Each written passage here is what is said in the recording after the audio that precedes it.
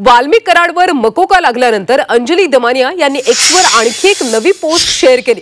वाल्मिक कराड याच्यावर आणखी एका प्रकरणी एफआयआर दाखल केल्याचे फोटो त्यांनी शेअर केले।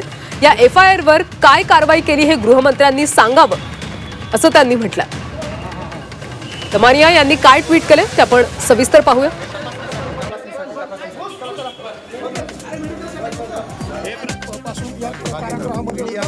एफआयआर क्रमांक 108/2024 तारीख 3 जुलै 2024 कलम 307 जीवे मारण्याचा प्रयत्न करणं,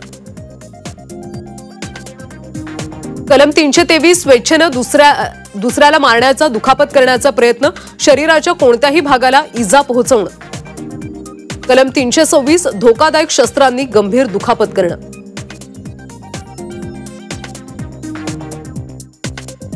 आयपीसी 504 जो कोणी हेतुपुरस्सर अपमान करतो आणि त्याद्वारे कोणत्याही प्रकरणी चिथावणी देतो, सार्वजनिक शांतता भंग होईल आणि इतर कोणताही गुन्हा दाखल केला जाईल, कलम 506 धमकी, अशा पद्धतीचे हे एक नवं ट्विट आता दमानिया यांनी केले।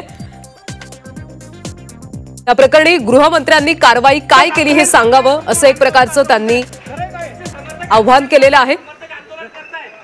वाल्मिक कराडवर मकोका लागल्यानंतर अंजली दमानिया यांनी एक्सवर आणखी एक नवी पोस्ट शेअर केली आणि या सगळ्या प्रकरणात बोलण्यासाठी स्वतः अंजली दमानिया सध्या आपल्यासोबत फोन लाईन वरून आहेत। दमानिया जी, तुम्ही आणखी एक पोस्ट आता एक्सवर शेअर केलेली आहे, नेमकी काय आहे ही पोस्ट?